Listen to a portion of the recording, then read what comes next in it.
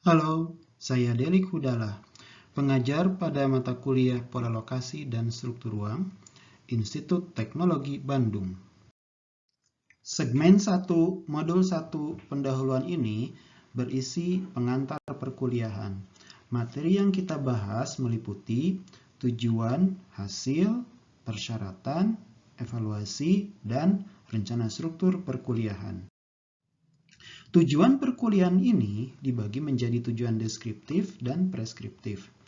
Tujuan deskriptif yakni mahasiswa mampu mengenali pertimbangan-pertimbangan pengambilan keputusan lokasi menurut individu dan implikasi keuangan dan sosial yang terbentuk secara agregat.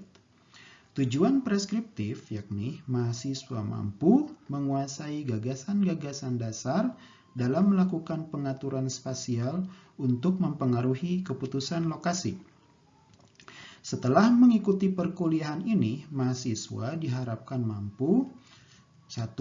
Menjelaskan relevansi berbagai teori lokasi dan keruangan dalam dunia nyata. 2. Menentukan lokasi optimal berbagai aktivitas usaha berdasarkan berbagai prinsip teoretik. 3. Menganalisis masalah-masalah agregat yang timbul sebagai implikasi dari keputusan berlokasi berbagai kegiatan. 4. Menggagas bentuk-bentuk intervensi kebijakan spasial yang dapat mengarahkan keputusan lokasi yang lebih optimal. Untuk dapat mengambil mata kuliah ini, peserta disyaratkan pernah atau sedang mengambil mata kuliah terkait pengantar ekonomi dan pengantar data spasial atau kuliah sejenisnya. Evaluasi perkuliahan dibagi menjadi evaluasi administratif dan substantif. Evaluasi administratif yang mempengaruhi kelulusan adalah pertama, maksimal ketidakhadiran 20% atau setara 3 kali pertemuan. Lalu harus mengikuti ujian tengah dan ujian akhir semester. Adapun evaluasi substantif meliputi ujian tengah semester dan ujian akhir semester dengan total bobot sekitar 70%. Lalu tugas kelompok sekitar 20%.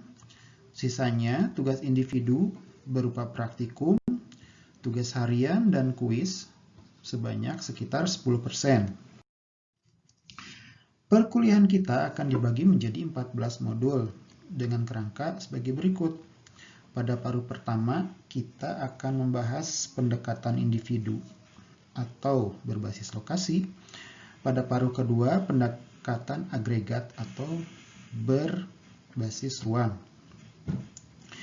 Pendekatan individu atau analisis lokasi kegiatan kita bagi menjadi 4. Di dalamnya ada neoklasik, perilaku, pendekatan struktural, dan terakhir pendekatan institusional dan evolusi. Pendekatan individu yang sifatnya neoklasik ada 2 yang kita bahas.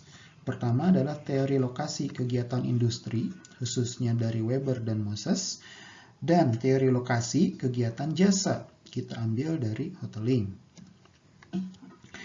Pendekatan agregat atau analisis ruang, wilayah, dan kota kita bagi menjadi analisis internal atau skala lokal dan analisis eksternal atau skala wilayah dan antar wilayah.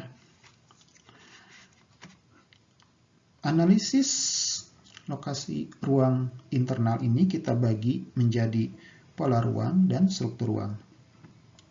Pada pola ruang kita akan membahas 2 bentuk dasar, yakni dispersi atau penyebaran lokasi kegiatan dan aglomerasi atau pengelompokan lokasi kegiatan. Adapun struktur ruang internal kita bagi menjadi perdesaan dan perkotaan. Perdesaan kita mengambil dari teori von Thunen. Adapun perkotaan kita bagi menjadi monosentrik dan polisentrik.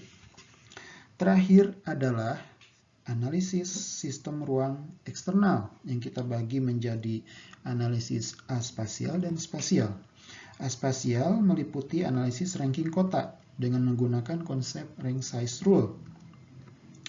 Adapun yang spasial, kita bagi menjadi sistem kota hierarkis, kita ambil dari teori Christaller dan Losch, dan sistem jejaring. Terima kasih atas perhatiannya, dan sampai jumpa pada segmen-segmen modul kuliah berikutnya.